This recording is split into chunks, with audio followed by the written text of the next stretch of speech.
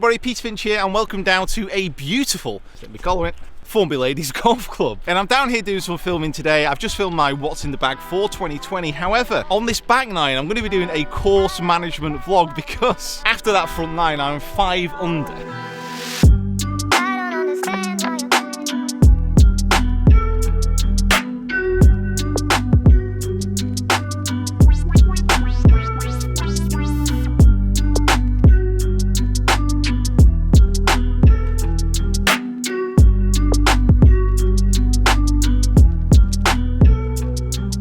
Now, Formby Ladies Golf Club, it's short, but it's very, very tight. However, today there is no wind. It's slightly cool, but it's not freezing. And the greens are running absolutely great. Coupled in with that, I'm hitting it well and I'm putting well. So 5 under, the 10th hole is a 430-yard par 5, downhill, downwind. But I'm actually not going to hit a driver. I'm going to hit a 3-wood because I really don't need a driver off this tee. I hit a driver every time and it doesn't end up that well. So please forgive me, but it's a 3-wood.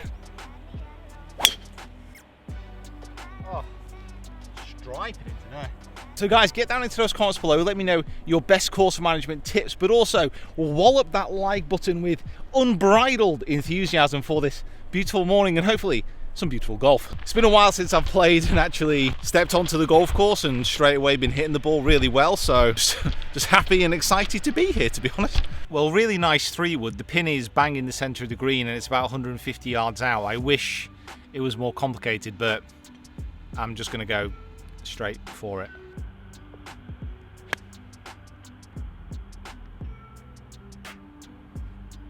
So the first thing I say about course management is get yourself into the right frame of mind and physical condition to play the best golf you can. So I've started hitting it well this morning, but I was just lucky. I was very stiff, I was very awkward, I just managed to find centre of the club face a few times and hold some good putts. But if you want to put yourself in a good position to perform the best you can, then you've got to get to the course early. You've got to go through a warm-up routine. I've got a few of those on the channel, but I'll be doing another video on that soon. Now, you don't have to. You know, a lot of you guys watching just want to play for fun. You know, smash a few beers, have a burrito, just have a good time. So it's not essential, you know, I'm not a golf prude. However, don't be annoyed with yourself if you then get to the golf course and don't perform how you want to. My approach there came up a little bit short, but too bad actually. Pins at the front.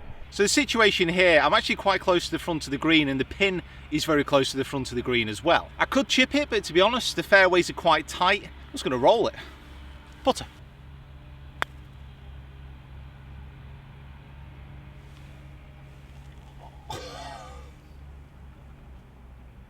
"307 yards, normally this hole is just an iron down onto the fairway and then a wedge on, but I'm feeling confident, I'm feeling comfortable with the driver. If you're not feeling comfortable, you're not feeling confident, but it's a hole that you could usually go for, there's no shame in laying up. Play to your strengths that day, and my strength is strong." Oh, big good, come on. A very nice person has found all these balls and left them here. Not too bad. Front right.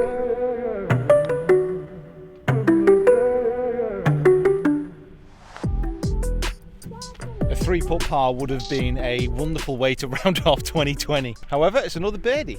Thank you so much for joining me today. Now, a lot of the stuff that I'm saying today is quite simple in this environment. You know, there's no pressure, out on my own, just having a nice time. But here is something which I've really found works in comps, and that is talking through your golf shot. So this hole is 140 yards, and for me, that is a really difficult club because it's in between my pitching wedge and my 9-iron. So I'm going to grip down a 9-iron just a touch, aim at the left centre of the green, and hopefully cut it back to the pin, which is cut right at the back. If it finishes just a bit short of the pin, that's absolutely fine. Now that I've said all those things, I can picture the shot much more easily. So just think about that the next time you're about to play a shot. Talk yourself through exactly what you want to try and achieve, and that image will come much more clearly into your mind. And if you can visualize something clearly, your body has a better understanding of what your mind wants it to do.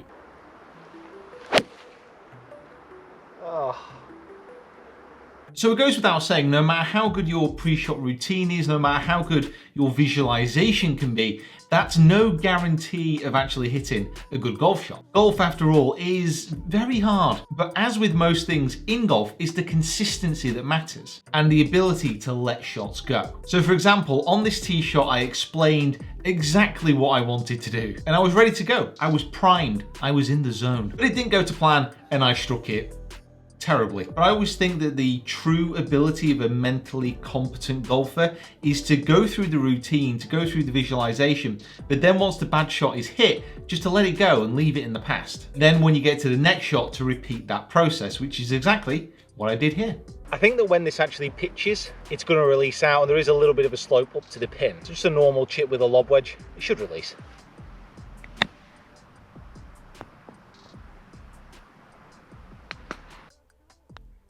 .384 in a very tight hole. I mean, this is what Formby Ladies is all about. There's no margin for error. The pin is front left. Now that says to me that if I can just hit a 4-iron to the right hand side of the fairway, it's going to leave me a longer iron in, maybe an 8, but it also gives me plenty of green to work with on the right hand side. If I can leave this 15 foot to the right of the pin, that's still a very good chance for a birdie. So 4-iron, right centre.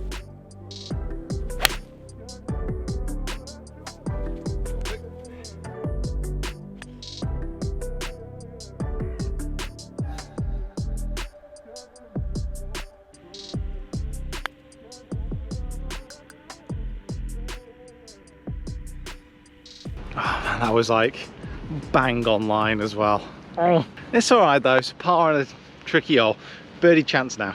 Difficult tee shot. So it's 300. Out of reach of my 3 wood really, unless I absolutely nuke one kind of high toe. But I'll have to take a little bit off the drive. It's slightly down. There's also danger left. There's a lot more room to the right than there looks off the tee. So I'm going to aim straight down, pretty much down the centre of the fairway. And then if it draws in a bit, great. If not, I'm just going to be left to chip across a bunker, but the pin is also a little bit back left, so again it kind of opens up to go at it.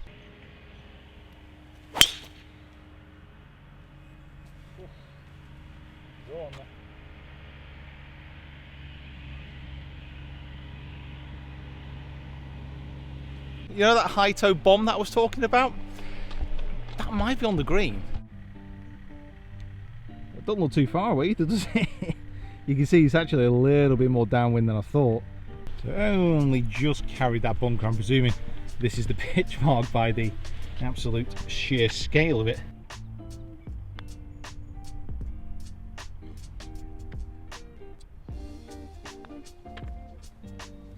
So this hole is the only time I've actually damaged one of my golf clubs intentionally. I bent a pitching wedge over the back of my neck, and that's because off the tee I'd hit one out of bounds, I think. So you've just got to find the fairway here. Yes, I feel confident, yes, I'm hitting it accurate, but on holes like this, find the fairway.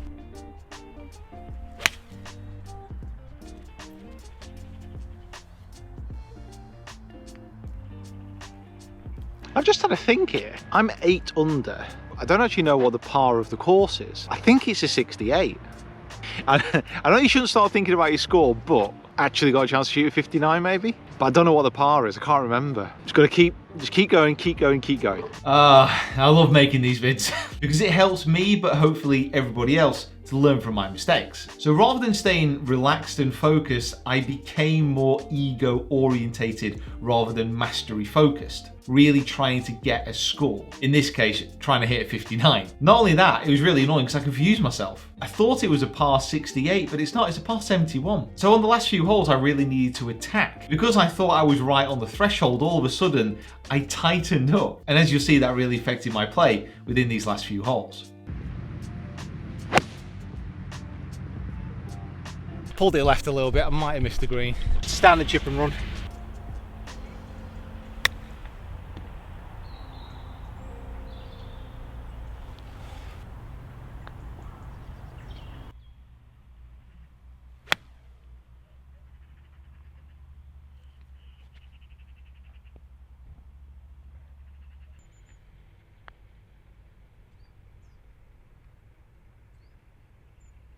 Just didn't quite get it rolling. It was just a bit bobbly, that.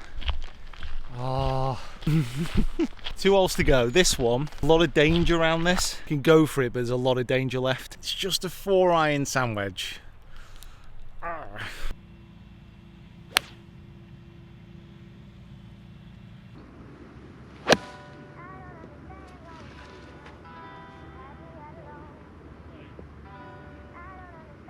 Just got a little bit steep on that. Just squirted out an extra 3-4 yards.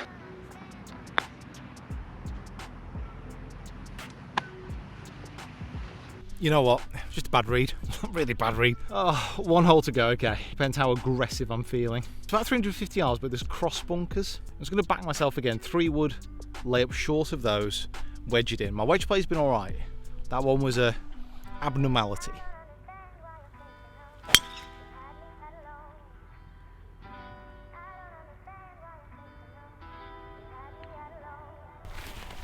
It's 125, but no idea how it's going to come out.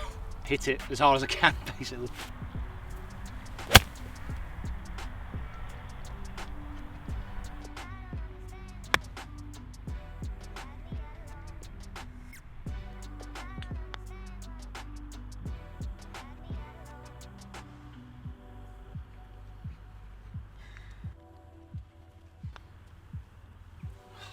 So 64 at Formby Ladies is really not to be sniffed at. It's a good place to do it, and it really shows that the accuracy of my play that day was pretty decent. And also I was putting quite well. All I need to do really is just keep going through these processes, make sure that I'm nailing the weak parts, and then also starting to play in competitions again, which I've not done obviously in a few months because of everything that's been going on. All right guys, just want to say a massive thank you to watching. A huge thanks to Formby Ladies for having me down as well. Make sure you absolutely wallop that like button, get down into those comments, and if you haven't already, please give me an end of year subscribe. All right everybody, thanks for watching, and we'll see you soon.